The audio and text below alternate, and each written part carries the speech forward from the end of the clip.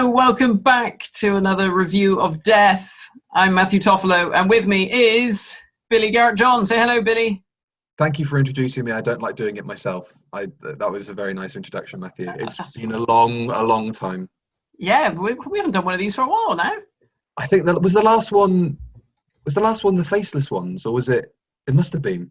It was, I think. Yeah. I mean, obviously we did some bits and pieces, didn't we, for Phantom Films events? But this faceless ones was the last thing we've done together. My God, it's been too long. It's not like, for the last couple of months, or maybe like almost a year, I've had a Sarah Jane Adventures episode sat on my hard drive that I haven't sent to you. Is it done? No, I haven't touched it. So, a lot's happened, obviously, since we did, the last thing. So I've moved out. I'm living with my partner now, so I haven't had a chance to edit that, but I promise at some point you'll see the Sarah Jane Adventures episode. I can't even remember what we watched now. Oh, it was the one. Was it the one when she goes back in time to see her mum and dad? And the wedding of Sarah Jane Smith. Oh, with David Tennant, yes. Oh, yeah, we watched it in your front room, didn't we? Your mum and dad's. I remember.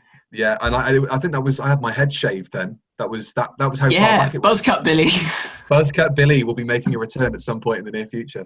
But yeah, today we're kind of coming almost full circle with our last review, because we're going to talk about the newest animation, which this time is not coming from BBC Studios, it's coming from Big Finish Creative. Fury from the Deep. So there it is. There it is, looking very, very shiny. Did you get the Blu-ray or did you get the DVD? Oh, I only get the DVD. Yes. Only get the DVD, but wait for the Blu-ray when it comes out in the season 4 collection box set, or season 5. Shall we split hairs straight away and say how upset we are that the last couple of releases have come in that clear clamshell case rather than the silver one? I mean, I'm going to say it doesn't actually bother me. Yeah, it does. Yes, it does. It really doesn't, because I've got Earthshock, and that came in a clear box. What, the original one? My original Earthshock is in a clear box, yeah. My Earthshock's in a silver one. And it doesn't have a booklet with it. Oh, what, the 40th anniversary booklet or the actual booklet? The regular booklet. It's got the 40th anniversary one, but there's no regular booklet in there.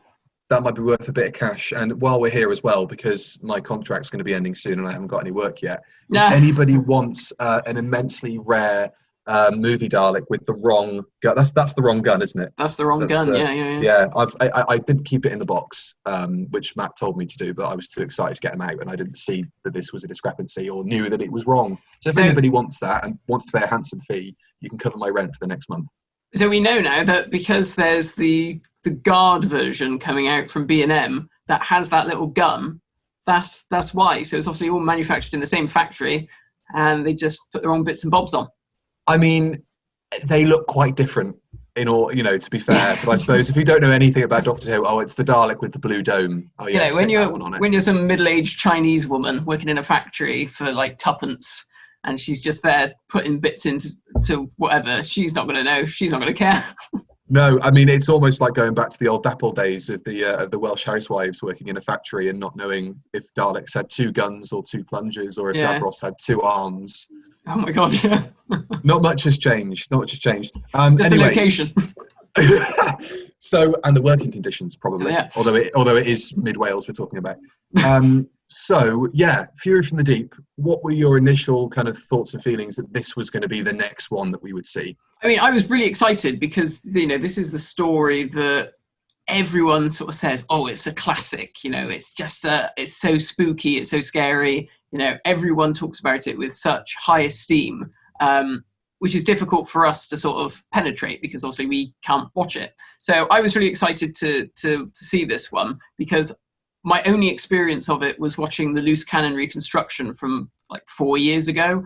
So I couldn't really remember it that well. Watching the story back, I kind of remembered bits of it.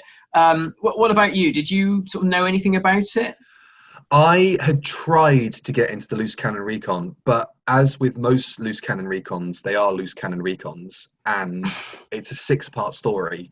And I just remember by around the end of part 3, just being completely bored stiff. But that was before I could really appreciate Loose Cannon for what it was, because subsequently I've gone back and I've rewatched The Celestial Toymaker, which I also think isn't very good, but that's maybe a review for another day. And also The Savages, which was sort of the thing that kind of reignited my interest in, let's go back and watch the reconstructions, because The Savages is fantastic, but it's got no fanfare. It's got no sort of like appraisal really beyond the fact that it's a missing story. I really enjoyed The Savages and Loose Cannon's reconstruction of that. And I had the exact same thing with Fury from the Deep, the Loose Cannon reconstruction. I think the problem is Fury is quite a talky story, and if you can't see the action properly, a lot of what made Fury from the Deep so special, the atmosphere and the direction and the music and everything, all that coupled together, that is what made the experience so great. And I think trying to distill that in telesnaps, you just can't do it. So I was really excited to see how they were going to tackle that with the cartoon. So going straight into it, how did you watch it? Did you watch it in black and white, or did you watch it in colour? I watched it in colour. So did I. It's part of my reappreciation for what these releases are compared to previous ones, where you're just filling in the gaps. Yeah. When the first kind of big all over, we're going to do every single story release came out, which I think would have been Power of the Daleks, which I guess was sort of the next manifestation of the animations that we now see carrying on today. I was a little bit put off by the fact that everything was in 16:9, that there was even a colour version of it, and that it obviously been made and animated and designed to a colour palette. Yeah. Because to me, up until that point, the animation's been there to fill in gaps. So of course it had to sort of look a bit like a 60s broadcast. It had to be in black and white, had to be 4:3. And so I was a bit put off by this new direction they've gone in, but now I can fully appreciate it for what it is. And so, I have to watch the colour versions now. I don't think I've even tried to watch the black and white version of the Faceless ones. But having said that, when we did our review of the Faceless ones, I watched the telesnap version. So I think that might be worth doing for this one, because so much of what makes this animation great lies in the sets and the kind of general, setup of many of the locations. And I think that it would be really interesting now to go back and just once again watch it from a purely, photo snap, reconstruction point of view. I did something similar. Having watched the cartoon, I then thought, I wonder how they did that in the real thing. And so I did sort of go to the reconstruction and just sort of forwarded it onto bits and went, okay, so that's what that was. Particularly the ending of the story, which we'll get onto a bit later. So what did you think of the story on the whole? As someone who had not really experienced it properly up until this point, what was your overall thoughts before we get into the nitty-gritty of the animation? I think if you leave aside the big ones like the Daleks and the Reign of Terror and other kind of big 6-part stories from the 60s, I think with the exception of the War Games obviously being slightly longer, this is one of the best 6-part stories that has ever been made for Doctor Who. And I can't believe, considering how you mentioned earlier how talky it is, how fast it flew by. Because by comparison, the Faceless ones are 6 parts as well, isn't it? It is, yeah. That you feel the 6 parts. Yeah. But as I was going through it, I was like, I can't tell if we're on episode 3 or episode 4, but I still want to see what happens next. And I watched it in one sitting. Same. And I was amazed that I could do that. And, again, I don't think I would have been able to do that with a reconstruction. No. But just from the telesnaps. But this was really, really a really enjoyable and surprisingly for a 6-parter, a very easy watch. Yeah, I would agree with that. As the animation, I thought it flowed very easily. I don't know if they'd cut any sort of pauses or anything like that just to help tighten things up, because I know this was an issue with stories like Power of the Daleks. There were moments where you'd be like, well, we can hear sounds in the background, but nothing's actually happening on screen. You can hear like Daleks rolling across the floor and nothing's actually happening. Yeah. And there was a lot less of that in this. I think they must have done a lot to try and tighten it and tidy it up, which I think is absolutely the way to go, because, we're never going to know exactly what these sounds mean or anything like that. Really great story. Like you said, a great concept. I think it's one of those things where it could have been naff. Do you know what I mean? Because at the end of the day, it is Attack of the Killer Seaweed, and it could just have ended up being a kind of a naff B-movie type horror story. But the acting and the way the way the original was directed, it just creates such a wonderful atmosphere and such a wonderful adventure. And I think something that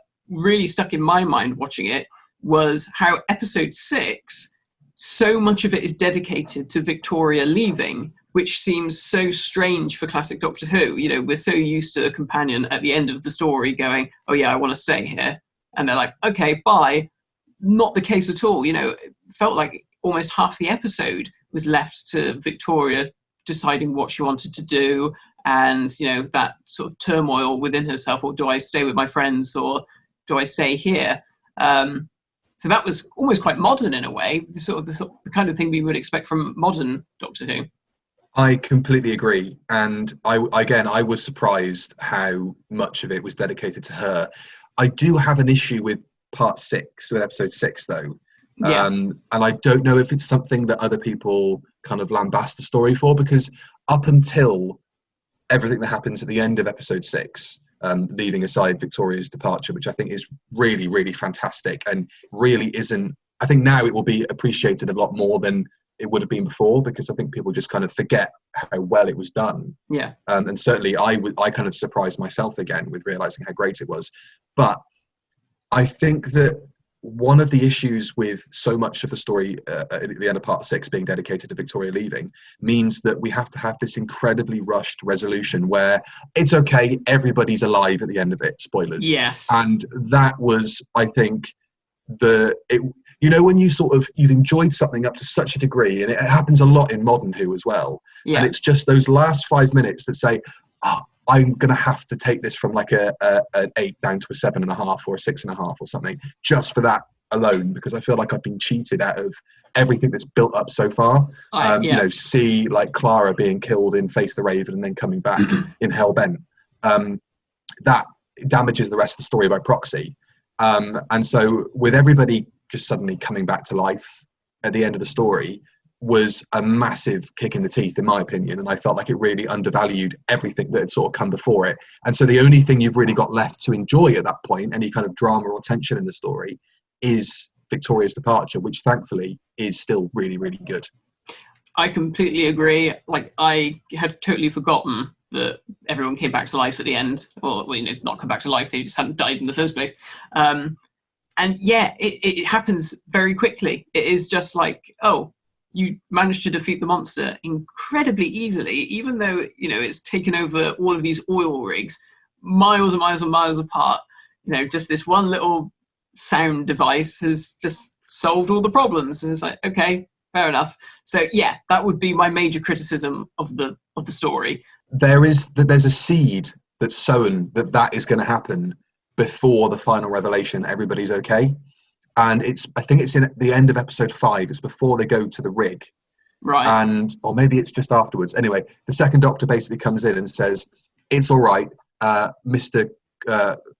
Quill or Oak went to the Medicare facility and the weeds just kind of dropped off of him and he's okay. Oh, yes. And I was like, no, don't do this, because I know exactly what's coming next. I know that this is going to be a final resolution to kind of end everything. And so you're left thinking at that point, just wait for Robson to recover. Like, wait for all of them to just recover. If you can just sort of put a lid on them somehow. I know that the point is that the weed is growing exponentially and it's becoming as tall as the oil rigs themselves. Yeah. But if that's the case, just let them be for a bit. They'll kind of, you know, they'll come down. Yeah. And then they'll be all right again afterwards. And I've only just remembered that sort of is a bit of a red flag for what happens towards the end, because I remember that sort of taking me off guard, going like, oh, I don't know if I like that, especially because it's one of the best villains in the whole thing, and the villains in this are great. But Oak and Quill especially, it's like, oh no, they're all right. It's like, no, they're supposed to be the big baddies. You're supposed to dispatch of them. You know, Jamie just want to punch, and it's like, you got them finally. You know. Yeah, totally. I remember thinking at that point, thinking, oh God, we're not going to see them talking as their normal selves, are we? Is that going to just completely destroy the mystique of these creepy characters? And I remember Jonathan said to me when he watched it, he was like, wait, so does that mean that all of the weed creatures are dead? Or like, where did this thing come from? Is it an alien? And I was like, who knows? You know, that's take a guess. I guess it could come back. Who knows? We could have Fury from the Deep too. So let's talk about the cartoon itself. What did you think about the overall animation style of this one? Because this is a new one, you know, Big Finish Creative. This is their first go at doing a Doctor Who. What did you think overall? I think that it kind of combined my favourite parts of previous animations into one. So it sort of had the kind of cartoony Ice Warriors type thing going on, but with the kind of the best likenesses so far of Fraser and of Pat, especially Pat, where, you know, his sort of laughing and his sort of more sort of somber moments are perfectly captured in his face. I think, as with a lot of the previous releases, the main kind of character models and the animation for the character models isn't the standout thing. I think it's still, like, as with Power of the Daleks were the best parts of it. I think in this one, it's the settings and the locations and the new sets that they've designed for it, because it really does feel like a working building. And I think the majority of that is probably down to great characters like Robson and, you know, Oak and Quill, and I'm trying to remember their names, the Mr. and Mrs. on board the oil rig. Is it Maggie? Is that her name? Harris. The Harrises. The Harrises. And Chief and Van Leyden, and they're all very, you know, kind of real feeling people. Totally. And I think that helps inform the environment they live in, because you've got little Easter eggs in there, like the Master on the wanted poster. Like, what did you think of that? Because I know some people think it's a bit on the nose. So when it first came up, I thought, nice little nod to Roger there. It slightly got on my nerves later on when there was a scene where two people are talking and you've got one person here, right one in person between here, them, and it's right in between them. And I was like, it's so big and so like in your face. It's ridiculous. Like I was just completely distracted by Roger Delgado just looming in the background, grinning. There's another one as well, and they've done it before, because I think they used to use Magpie Electronics, which is, it's so weird how that suddenly spun off and became such a big deal. Like, you know, the Doctor's electric guitar amplifier in the 12th Doctor's era has a Magpie Electricals logo on it. It's really strange. But the International Electromatic speaker, I thought was like, that's really nice. And really cool. I think maybe putting "You Will Be Like Us" next to it is a bit on the nose. Like, I think Doctor Who fans who recognise the IE logo, I had it on the back of my phone case for years. It's like, I've got it. I know that that's what it is. I think this is a much nicer phone case. Thank you, Clayton Hickman, for the wonderful Death of the Daleks phone case. But yeah, I like those nods, because it does make you feel like, this is kind of alive. It's part of the universe, isn't it? Yeah.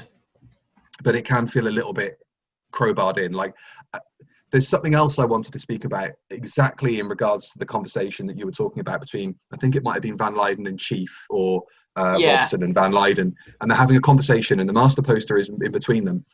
And I don't want to, like, turd on the animation as a whole, but there are a few issues and inconsistencies that I find with it.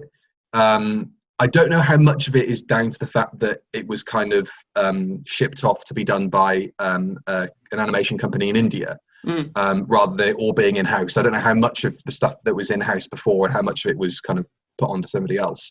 But there's a few quality control problems with it. There's a few scenes where characters are like that close together, and then you cut to a wide and they're that far apart. Oh, really? There's a few instances where I can't quite tell which door they've come out of, because somebody's run out of frame, but the Doctor's further away and it looks like they're coming in from the right of frame in the reverse shot. There's one or two quite bad bits of quality control.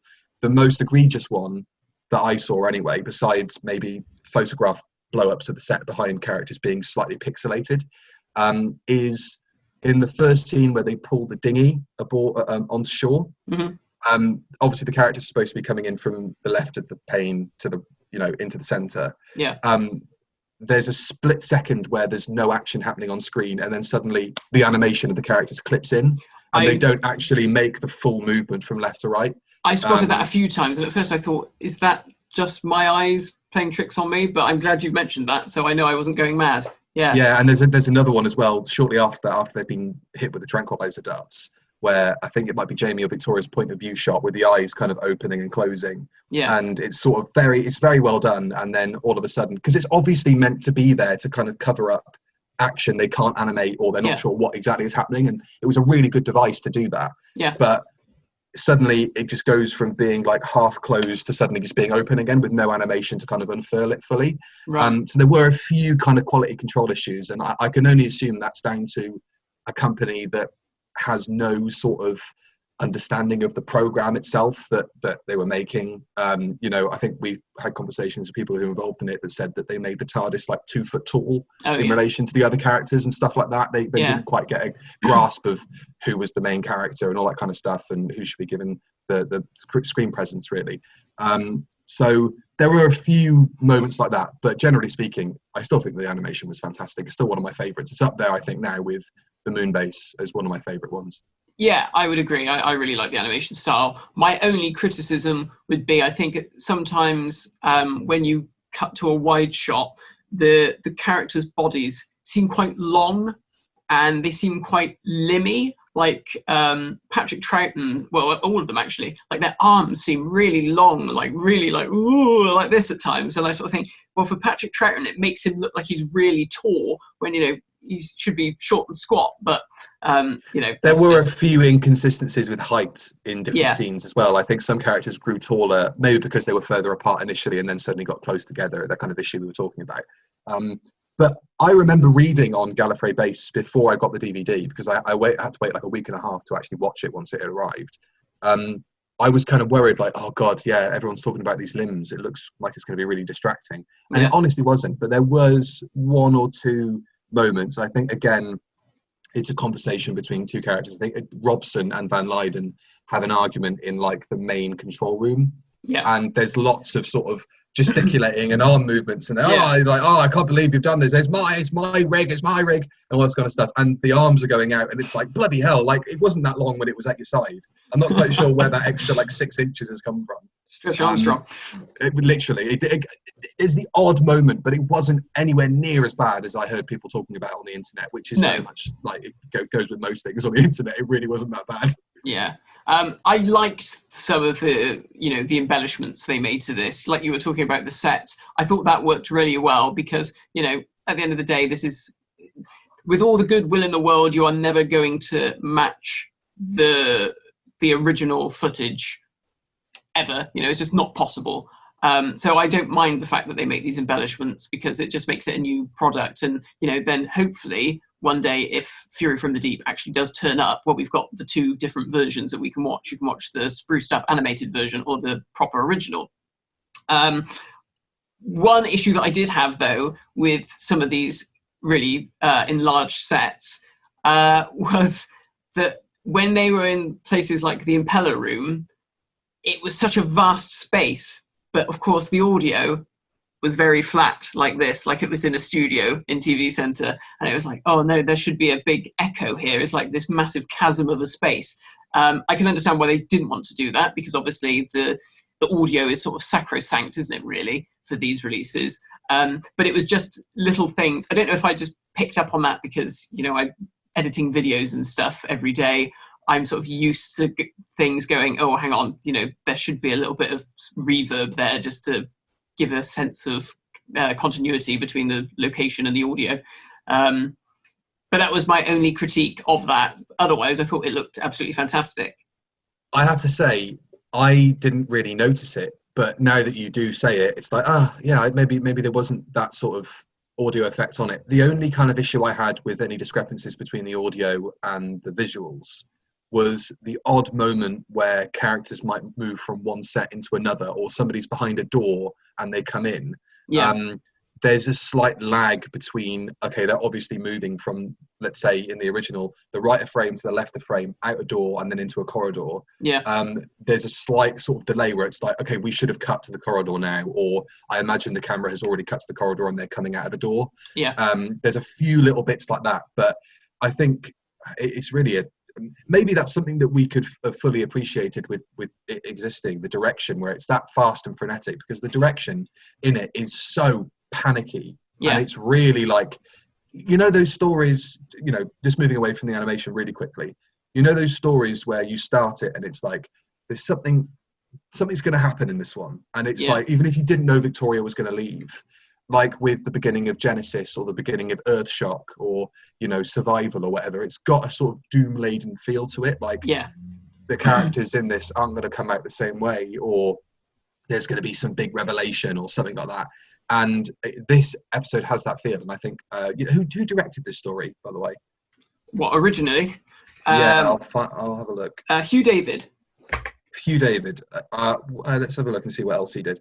Because it's bizarre to sort of like think of an animation as being able to get across that original sort of panic-stricken vision. Yeah. But I think one of the best parts of it is when Baxter is calling from the oil rig and he gets killed by the foam on the camera. And I thought that's like one of those sort of like, oh, that's really grim. I would love to have seen that in reality. For real. And there's a real sort of like visceral sense of people being murdered by these weeds, like when Van Leyden is struggling to get out of the impeller thing at the bottom, and all the vines are wrapping around his face and they're going around his neck and they're pulling him back in. And you know, because I know obviously we have that segment that exists because it was a New Zealand or Australian censor clip that was cut out of Van Leyden being pulled in. Thank God it was considered too scary that they had to cut it, so that we now have it. We now have it, we can see it. And it's like, well, it doesn't quite match the horrific sort of like levels of that, because the music in that, especially that kind of horrible synth wailing and heartbeats and all that kind of stuff, it's so beautiful. It's the soundtrack is really excellent. It's one of Dudley's best, I think. 100%, and it's an early one as well from him as well. So you know, he's really showing that he knows how to get across this terror that really permeates through the entire story. I think that's one of the best parts of this episode, is the terror aspect of everything.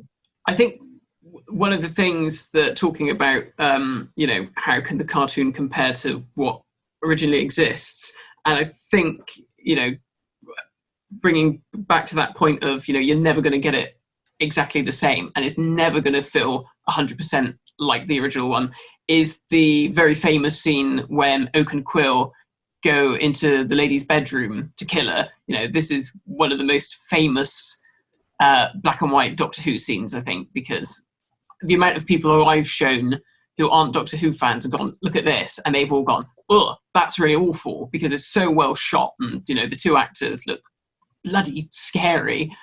When you see it in animation, it just doesn't quite have the same feel. I thought they would maybe, you know, sort of almost rotoscope that footage to really try and capture it. But when you see it as a flat cartoon, it just doesn't have the same effect. So I think that's why, if you're going to do these cartoons, it doesn't matter that, you know, you're going to make the embellishments of the big sets and stuff, because it just goes to show you can't do it 100% to what is out there. Yeah, obviously the Oak and Quill bit is one of the sort of most infamous, scary moments. But I like the way that they were always in shot together up until that point. And I know that you're not going to get the same sort of effects from it, but you know the way that, you know, when the heartbeat's sort of going on and the ambient noise in the room sort of drops down to nothing, and you've just got the heartbeat, and you have that kind of fading between Mrs. Harris holding her throat and, you know, everybody, them kind of sucking the oxygen out of the room.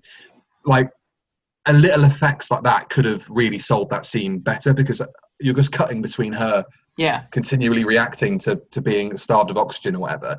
But then they do add effects like that on later, like when Robson is on his own in his quarters, and you've got that sort of like kaleidoscopic sort of like 3D effect over him. Like, just a little something like that really could have helped sell the Oak and Quill scene. But I do also appreciate you're never going to better that, because it is fantastic.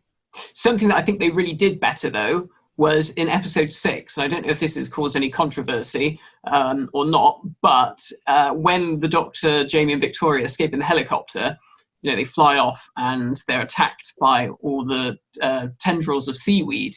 And Jonathan turned around to me and said, wow, how did they do that back in the 60s? And I was like, I don't think this happened in the original, Jonathan. I said, how the hell would they have done that? But I think that the fact that they did do that made what was probably a fairly dull sequence of a helicopter flying around that much more exciting. So I think, props to Gary Russell for suggesting that they do that, because that really just made what could have been a few minutes of helicopter noises actually become an interesting action sequence. It's sort of it, even though I know that certainly is not what they would have done. Yeah, it's still a bit kind of padding 101, that segment for me, though. Okay. Even though, because I feel like the nice part as a Doctor Who fan of actually ever being able to see that scene is seeing them all crammed together in a helicopter having a laugh. Yeah. In much the same way when they're throwing foam on each other at the start of part 1. Yeah. Why didn't they get infected by that? I don't know. Anyway. It's like a nice sort of lovely scene. I know it's the seaweed that infects people. Ignore that. I'm a fake fan. It's a lovely sequence to imagine them all being together. Yeah. But it went on for bloody ages, that helicopter scene. And I love the fact that they've decided to do something that really, really does test the limits of how far you can embellish the aspects of the story, in much the same way that the giant Macra holding Polly up by her legs in the Macra Terror. Yeah. Like, we know what that looks like. We actually know what it looks like. We don't really know what that helicopter scene really looked like. No. But we know that absolutely did not happen. So I can only hear or see in my head Annika Wills screaming, stood on the spot and running around in circles with Michael Craze. I can only see that. So when I see the Macra picking her up, it seems a bit like, oh, that's not what it's supposed to look like, even though it is better. Yeah. It's a bit of a sort of, you sort of feel a bit distanced from the story, but I agree. I think that was a fantastic little addition to the episode. And one other thing, I have one major criticism about the whole production, and it's the opening shot, and it's when the TARDIS lands on the sea. Now, obviously, it's quite a well-known shot, that, because it was used in the War Games, and I think it's even used at the start of The Wheel in Space. The TARDIS spins into shot and lands on the sea. So I assumed that, they've got 3D models of the TARDIS from previous animations. They'll just do that. They'll just have a 3D model and it will land on the sea.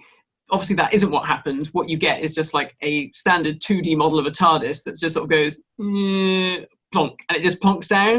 And I saw it. I was like, oh dear, really? Could you not have used something to?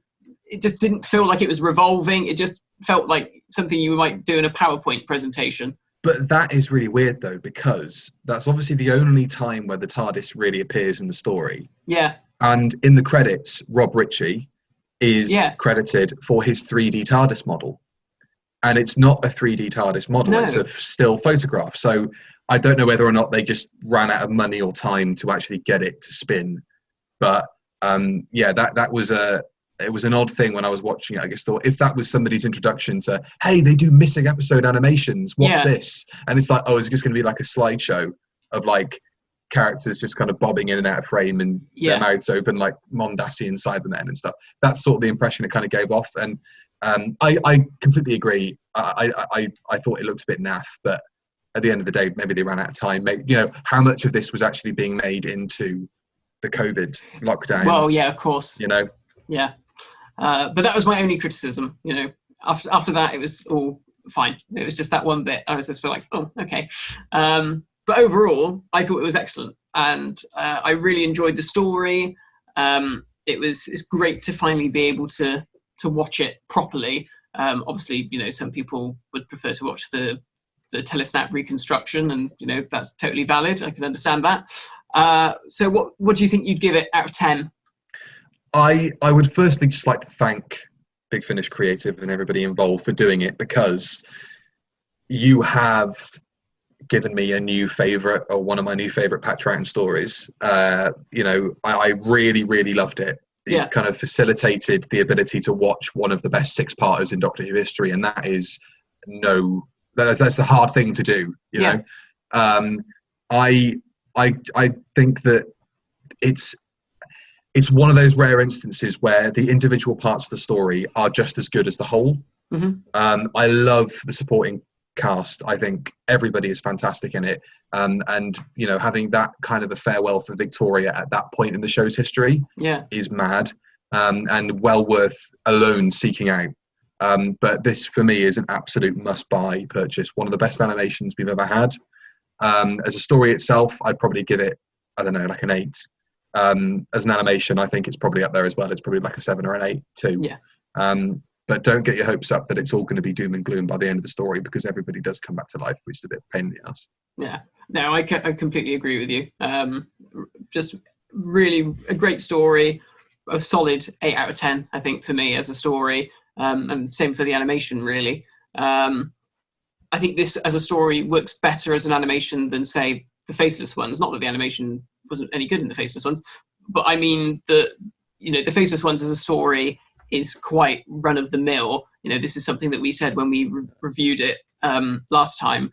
It's quite a slow, plodding story. Whereas this, it moved along very steadily. You know, there was none of that sort of feeling of padding, for want of a better word, as an episode. So yes, highly recommend Fury from the Deep. And of course, we possibly know that Abominable Snowmen and Evil of the Daleks might be coming next. What are your thoughts on that? Abominable Snowmen, I think I'm interested to see, given that so much of it does take place outdoors, or like the big kind of moments of it take place outdoors. I'm interested to see how they tackle that. I'm not sure. I assume just because BBC Studios were responsible for the last Dalek story with Power, they'll be doing Evil, and maybe Abominable will be Big Finish Creative. That's what I was thinking. That it'd probably be that way around. I think that Evil will either be, oh my God, yes, this is one of the best Dalek stories ever, or in much the same way when, and I know it's different, but when Web of Fear came back, it was like, it's all right. You know, it's going to be either one of those two when we actually get to enjoy it in a visual medium that isn't like a telestat reconstruction. And actually, to be fair, the loose cannon recon of Evil is one of the better kind of whole experiences in terms of production value for a recon. So that's worth looking at beforehand, because, I mean, it's going to be a little while, I imagine, before we get either of them. But I think, as I've said to you many times, being very sad, sat in the studio on my own with only you to talk to about Doctor Who things, and you tell me that the next 2 stories are likely to be Troughton stories. I just want a Hartnell now. I'm not bored of Troughton, because that sounds like a dreadful thing to say, but I'm desperate to get an animated Hartnell story now. And I'll be honest, I probably wouldn't have said that 4 or 5 years ago. I probably would have been like, yeah, Evil of the Daleks, Power of the Daleks, you've got to do it, and then just do all the Troughtons, and then you can go back and do the boring historicals later. I feel a bit fatigued by Daleks and Troughton, and you know, maybe how the audience felt based Under Siege Troughton sort of stuff. I feel a bit fatigued by it. I really, really want a solid, meaty, historical Hartnell adventure now, like the Crusades, or like Marco Polo, or you know, anything. I really want a Hartnell now. Yeah, I feel exactly the same. I mean, I'm loving the Troughton stuff, and I'm really excited for particularly Abominable Snowmen, because I've read the Target novel and I loved it, and I've seen the loose cannon reconstruction, and that was really good as well. So I'm really interested to see what they do with that. Evil of the Daleks, again, like you said, could be like make or break. It could be really, really good, or it could just be like, eh. That one's a problem for me, because one of the episodes, I can't remember which episode it is, it might be 4 or 5, is very plodding, and it is basically just Jamie running around a house doing these weird tasks, and it sort of puts alarm bells in my mind, because I'm like, can they really do that any justice in the limited budget animation that they've got? Is it just going to look a bit, you know, sort of thing? It might be a bit static, it might be a bit weird, just like the reconstruction is. So maybe I can't say they'll cut the whole episode down, but they might do something with it. They might add some embellishments to it to spruce it up a bit. But I completely agree. Hartnell, yeah, let's get some Hartnell stories in there, because I worry that you're going to get to the end, and if they do all the Troughtons and then they go to Hartnell, yeah, they're just going to be like, well, this is a historical story, this is a bit boring, so let's not bother, which is totally unfair, because I think there's some really cracking historicals out there. The Massacre is really good, and the Mythmakers is really great as well, really good fun, and I think those ones are important because they say goodbye to companions and they introduce new companions. So those are sort of key ones that you sort of really think, well, I want that as part of the Doctor Who library, so I can watch everything and go, oh, this is where this companion comes in. Because so many times when you do like a marathon, you get into those missing episode parts of the Hartnell and Troughton era, and it feels so weird when all of a sudden a character you've been following disappears, and then you've got a new companion, and you're like, wish I could. It's not too bad when it comes to Katarina, because she's there and gone straight away. So yeah, it's not like, you know, she's like a sneeze, like, well, what was that? Was she there? Oh, okay. And you just sort of just forget she was in it. But she's a fart in a hot tub. Definitely. I love how Big Finish have now tried to bring her like back into the fray. Have you seen all this? They've sort of, I think they did a story with her and the second Doctor and the first Doctor. They did a New Earth box set. They'll do anything. Honestly, it's like, yeah, the new adventures of Katarina. Like, wow, yeah, you know, like, fair play. Do what you want. But it'll be like Adam Adamant, but it's Katarina in present day Earth, and like she's just bewildered by everything. And it's like 50 quid, please, or 40 quid for a download. Not that you promote that bit, but yeah, 40 quid for a download. It's like, I'm all right, actually. I don't really want to listen to the adventures of Katarina in going into the fucking hacienda in Manchester and living it up. Like, you know, not that interested. But, you know, to each their own. But yeah, totally in agreement. I just need some Hartnell in my life now. I'm not done per se, but I'm a bit over the Troughton splurging. Yeah, I think the Savages is a really good suggestion as well, because obviously it's Stephen's final story, but it's just a good solid 4-parter, and it's more sci-fi than historical, you know, which is obviously what they prefer to do. They prefer to go for the more science fiction stories. So I think that is a really good contender, and I think it's a fairly small cast, isn't it? Really, there's not many characters in it. Yeah, I think also you're going to get Marco Polo or the Dalek Master Plan last. Yeah, they're going to be one of the last two. I think that and the Crusades will form like the kind of what you always wanted, but we didn't give you until you were totally sick of hearing about it. Here you go. Yeah, it'll be one of those sort of things, I think.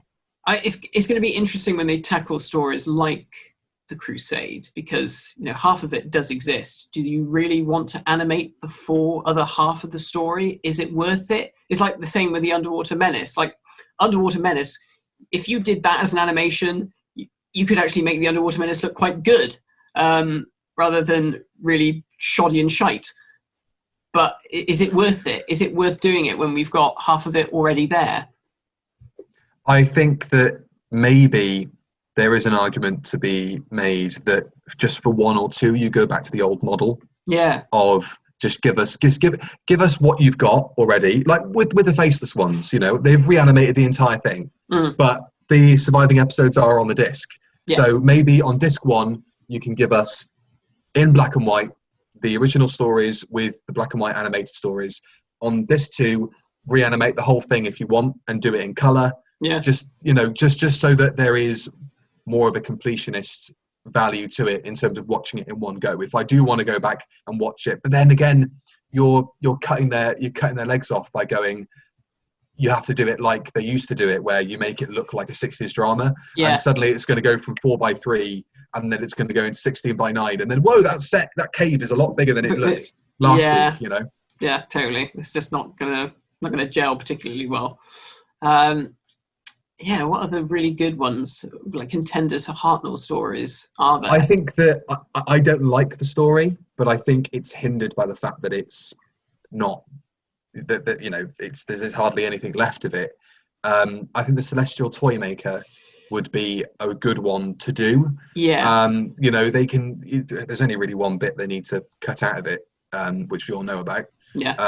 But I don't know. I think that would be a much more visually interesting thing for animators to work on as well. Like if Definitely. you're not, it's like, okay, scene after scene after scene, characters come in, chat, blah, blah, blah. You can actually do some interesting stuff there with the visuals. You can make it look really trippy. You can make it look like a 60s sort of acid trip. You could do something really interesting with the set when you can color everything in.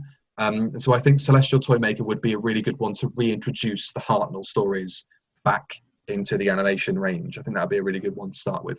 Yeah, I think that's a pretty good shout, because as a story, the surviving episode isn't all that special. And I watched the reconstruction, the loose cannon one, and didn't think much of it either. But like you said, I think it's one of those stories where it's so visual, you have to see it. Static images just aren't going to do it. They just won't cut it.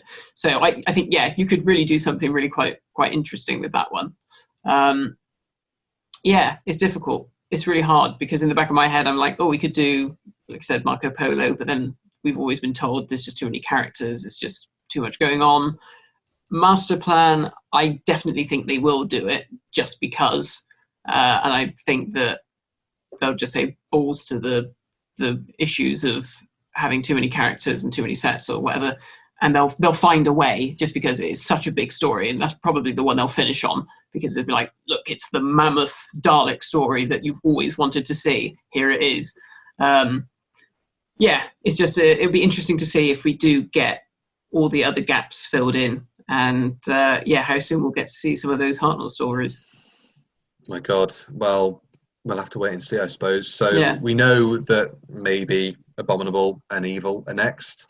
And so in 6 years' time, you'll see the Review of Death coming back together again for our 12th anniversary. That'll be the next video that we do together. So again, final words on it. I just thought I'd go and buy Fury. Yeah. Please go and support it. Yeah, really, that's it, really, really good. Yeah. I tip my hat to people who have gone out and not only bought the DVD, but then bought the Blu-ray and bought the Steelbook. He's like, wow, that's dedication. But I'm all for it. You've got the room for it and the money. Good for you. Go and do it. Go and buy them all a pint. Just why not?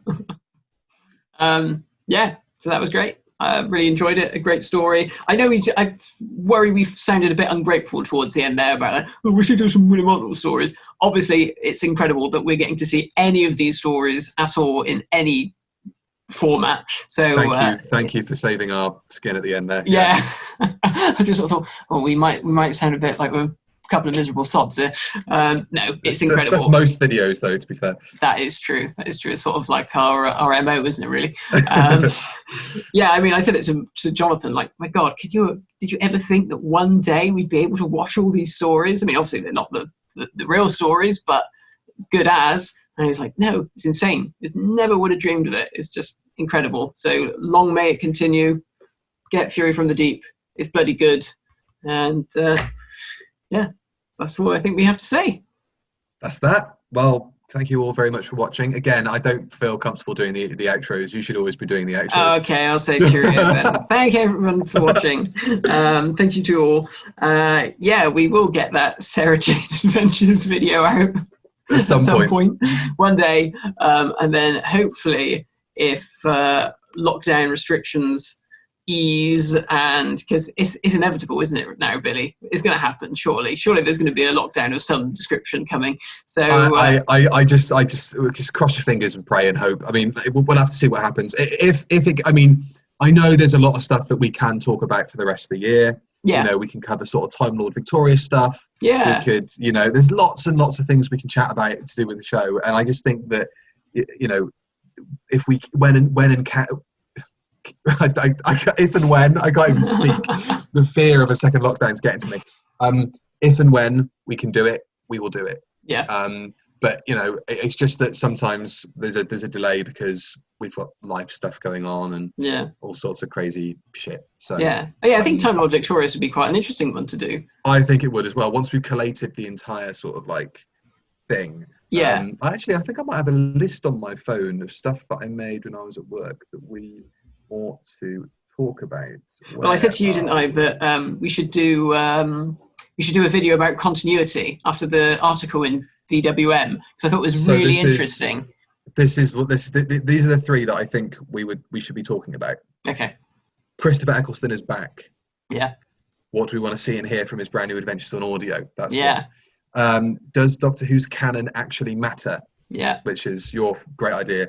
And then also, got BritBox, where do you start with Classic Who? I think that would be an that's a really good one. To do, maybe. And then underneath I've got a shopping list, so we can talk about jam tarts if you're interested. But love a jam tart. Yeah. We'll make sure when we start the next video we've got jam tarts in front of us. Amazing. All right then. Well, thank you everyone for watching, and we will see you all again very soon. Thanks for joining me, Billy. See you later, everybody. Bye bye.